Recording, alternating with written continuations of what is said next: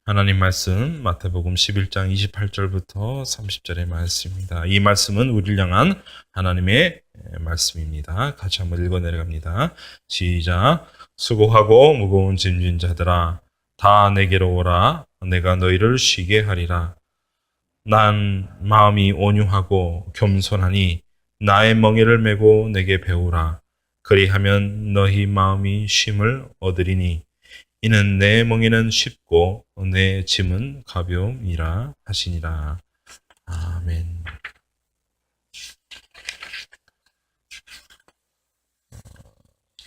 여러분, 우리 산림교회가 추구하는 세 가지의 핵심 가치가 있다는 사실을 알고 계십니까?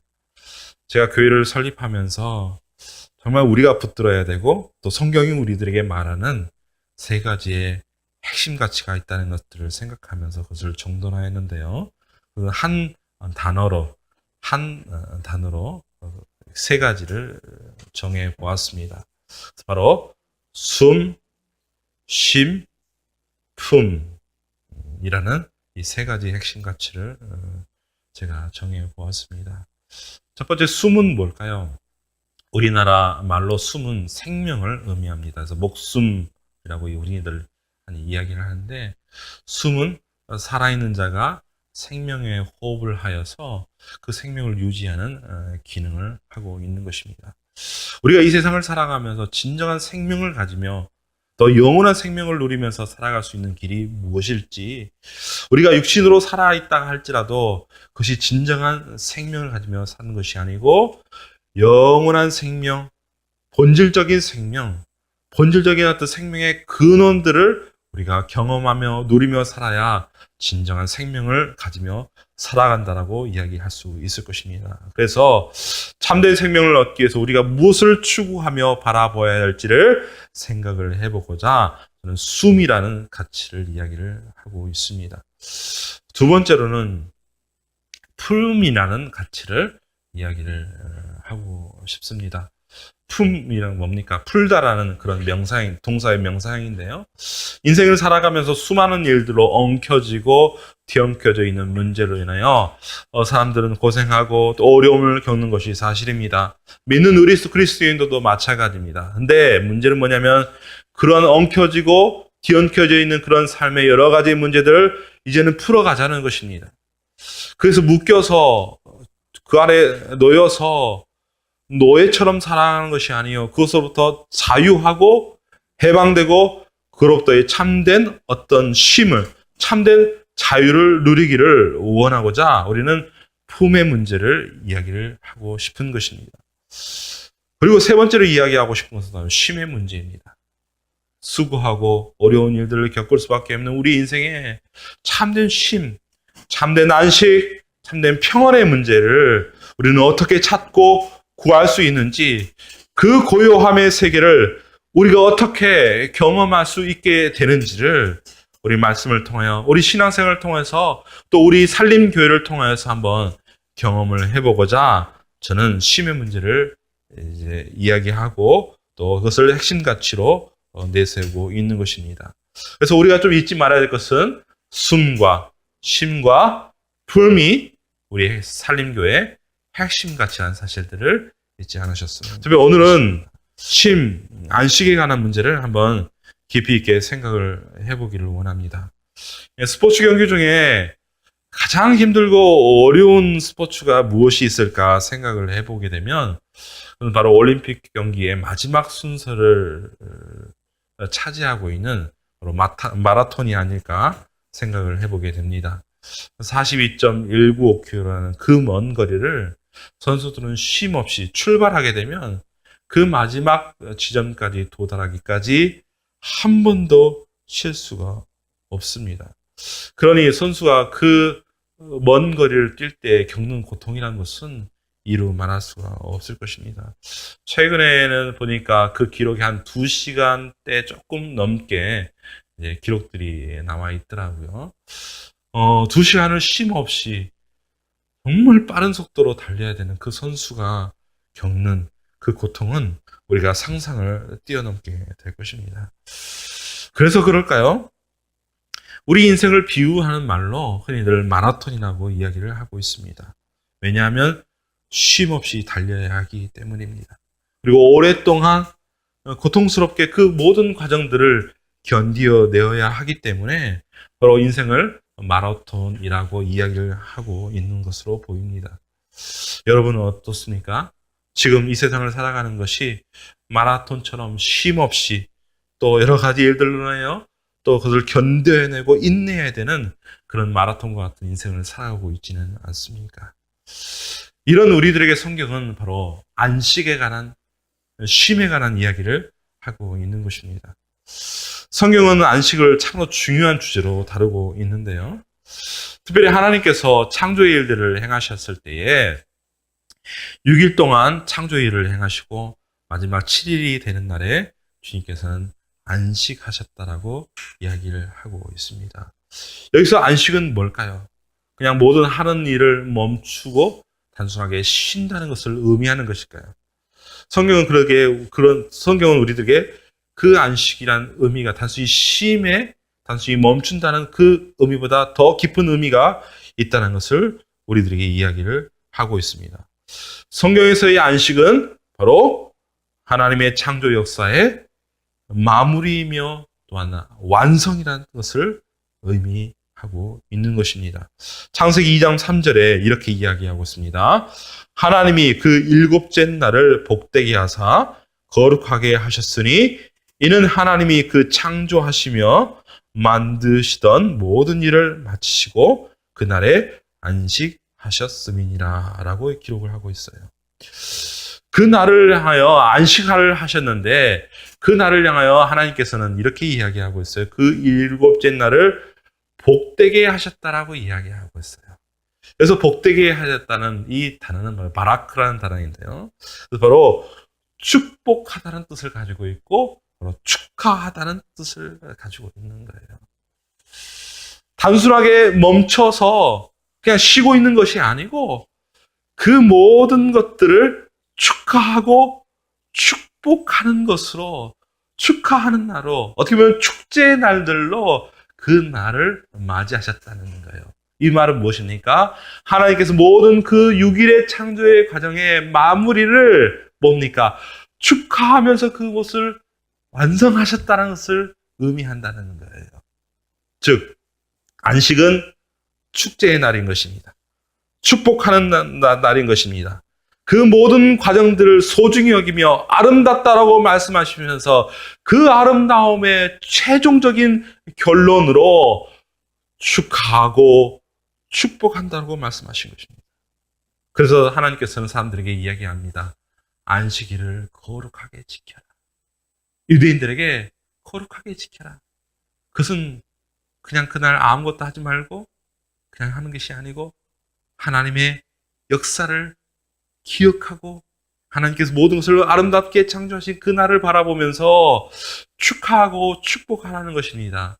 하나님께서 저와 여러분을 향하여 유대인들을 향하여 말씀하신 그 안식일의 진짜 의미는 바로 이겁니다. 하나님께서 우리의 삶을 하나하나 만드시고 완성해 나시는 그 모든 일들을 이제는 축복하고 축하할 일이다. 비록 우리의 삶이 때로는 고생스럽고 염려되며 또 고통스러운 일들이 있다 할지라도 기억을 해야 될 것은 그 모든 것을 뛰어넘어서 하나님께서 우리의 삶을 완성하시며 아름답게 창조하시면서 그 모든 것을 축제의 자리로 이끌어 가시겠다는 하나님의 의지와 뜻이 있다는 사실을 우리는 안식이라는 하나님의 명령을 통해서 우리는 깨달아야 할 것입니다. 그렇습니다. 우리의 날들은 하나님의 축제로 마무리가 될 것입니다. 하나님의 그 완성된 축제의 그 기쁨을 우리는 누리게 될 것입니다. 하지만 우리의 삶의 과정들은 어떻습니까?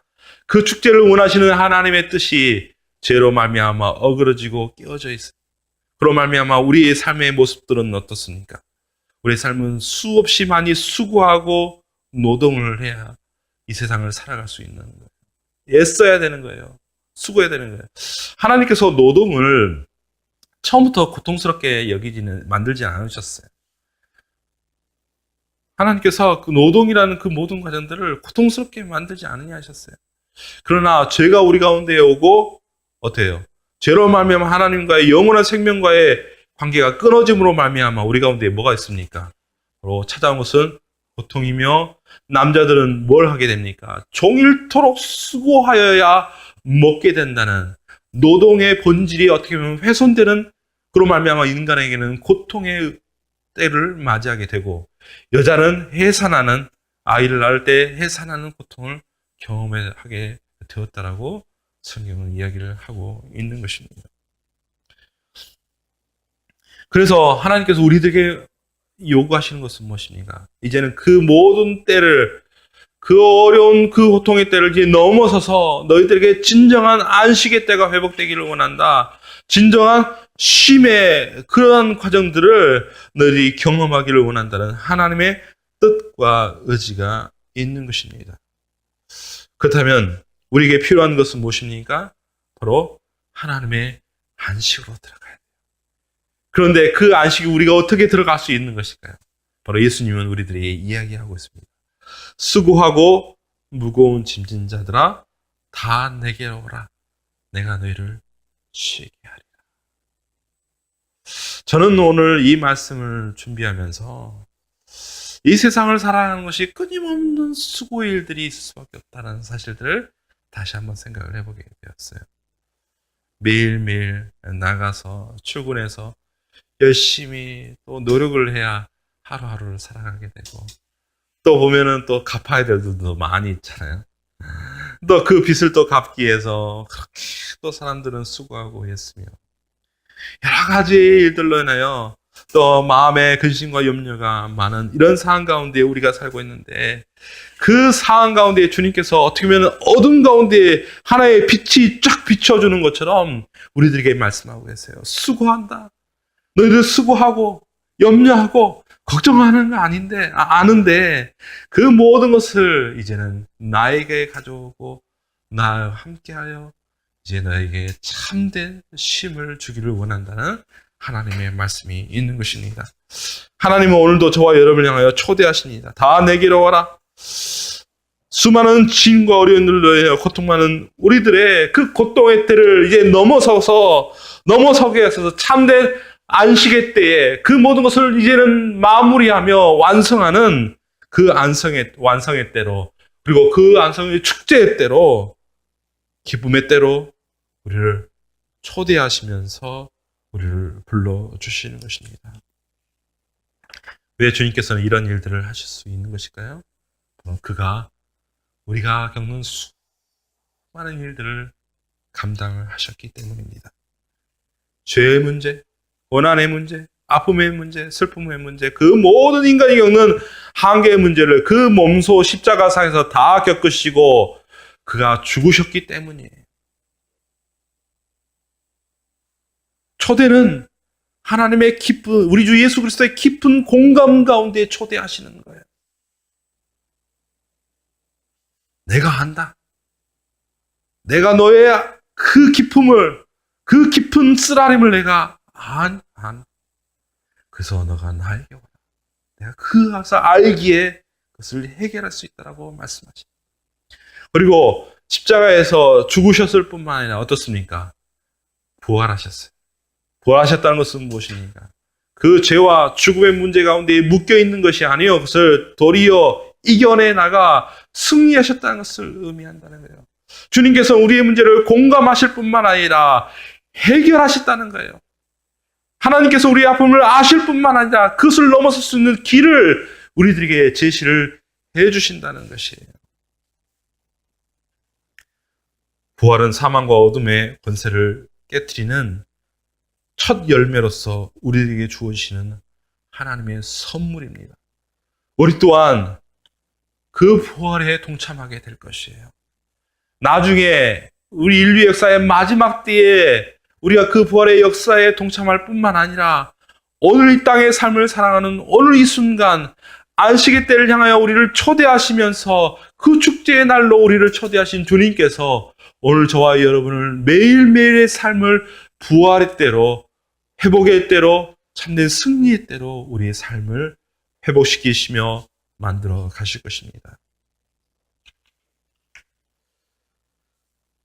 주님께서는 그렇게 말씀하시면서 하시는 말씀이 있어요. 바로 오늘 본문에 이렇게 이야기합니다. 나의 멍에를 메라. 수고하고 무거운 짐진 자들아 다 내게로 와 내가 너희를 쉬게 하리라 말씀하시면서 뭐라고 이야기합니까? 29절에 나는 마음이 온유하고 겸손하니 나의 멍에를 메고 내게 배우라.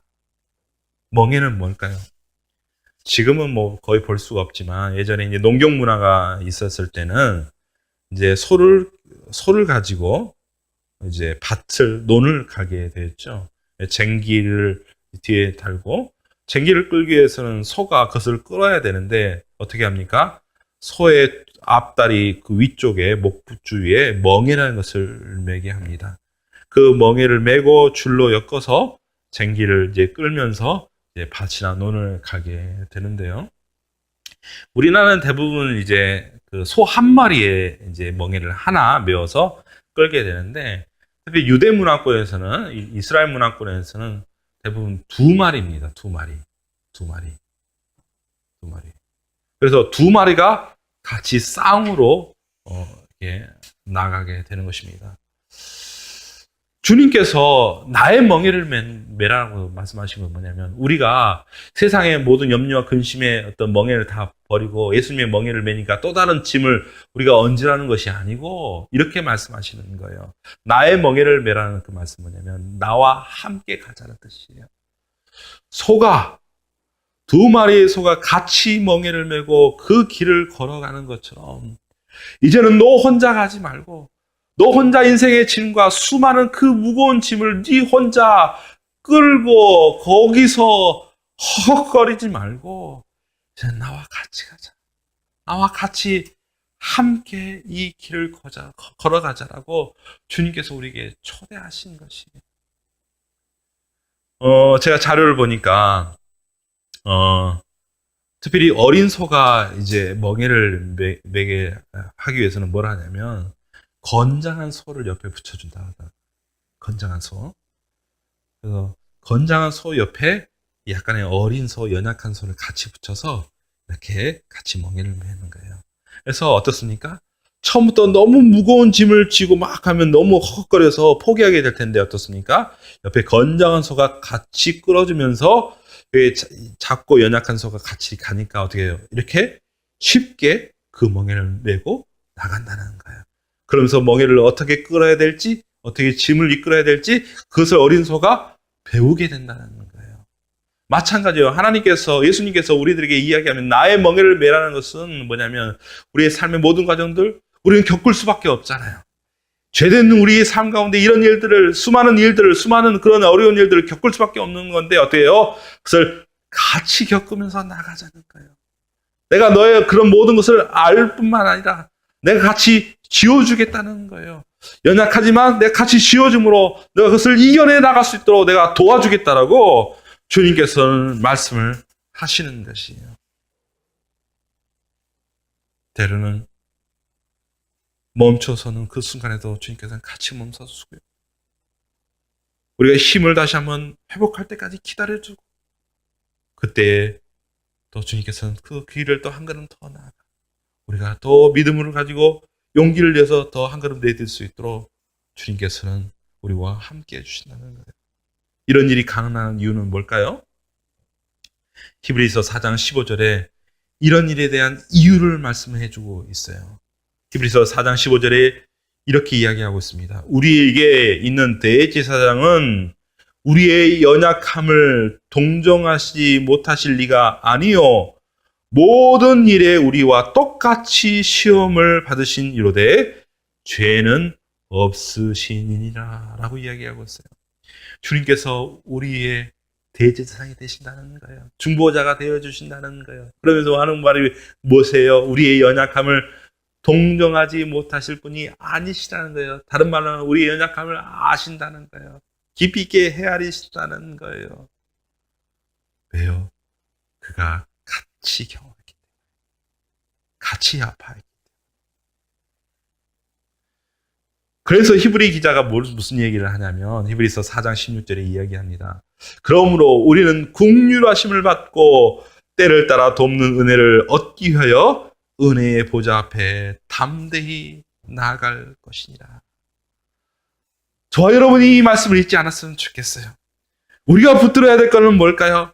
우리의 모든 것을 아시고 같이 멍에를 져주시며 같이 나가길 원하시는 그 주님 앞에, 은혜의 보좌 앞에 어떻게 해요?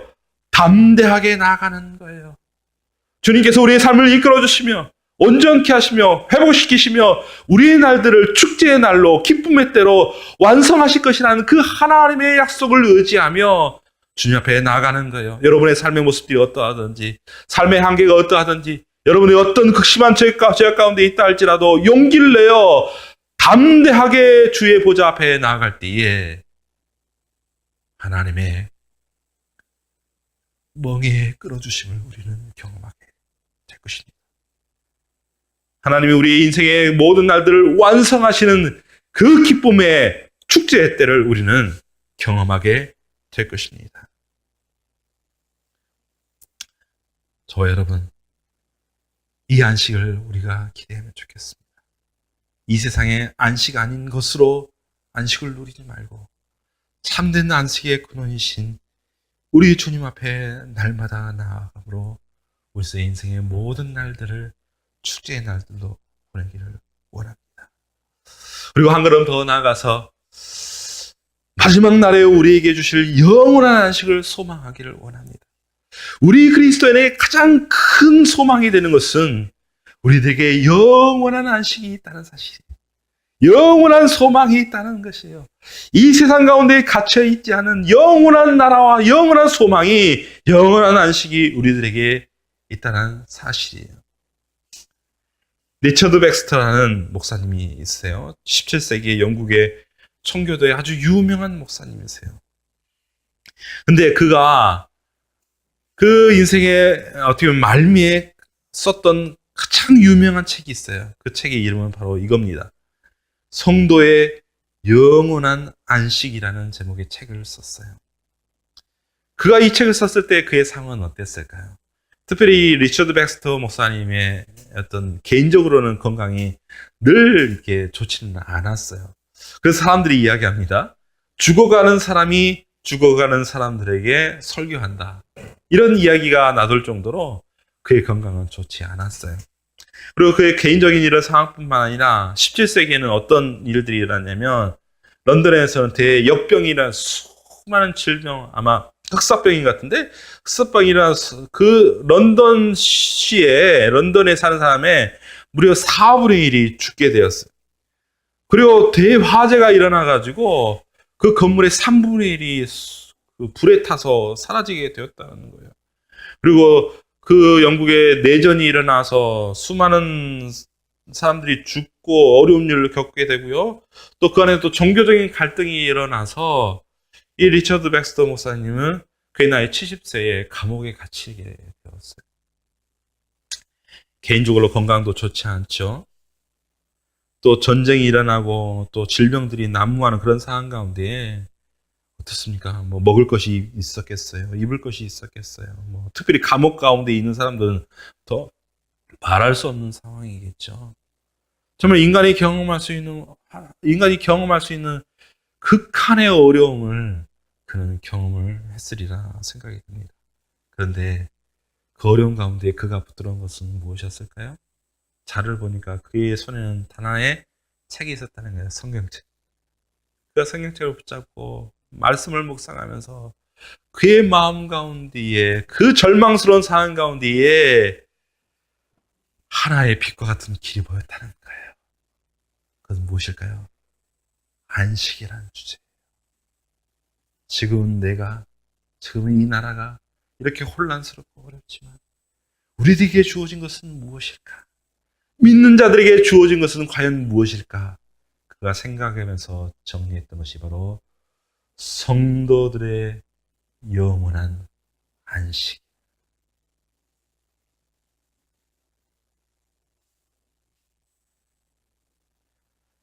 그가 그의 책에서 이런 이야기합니다. 영원한 안식을 최종 목표로 정하면 현재의 고난은 전혀 다르게 보입니다. 여러분, 저와 여러분이 붙들어야 될 것은 뭘까요? 이 세상의 누릴 수 있는 어떻게 보면 안식의 모형이 아닌 영원한 안식, 안식의 본질이며 안식의 핵심인 영원한 안식을 우리가 기대하면서 살았으면 좋겠어요. 이 안식에 대한 소망이 우리 가운데 있을 때에 현재 우리가 겪는 수많은 일들, 또 수많은 과정들을 이제 넘어서서 그곳 가운데서도 안식을 경험하게 될 거예요. 그곳 가운데서 평안과 위로를 경험하게 될 것입니다.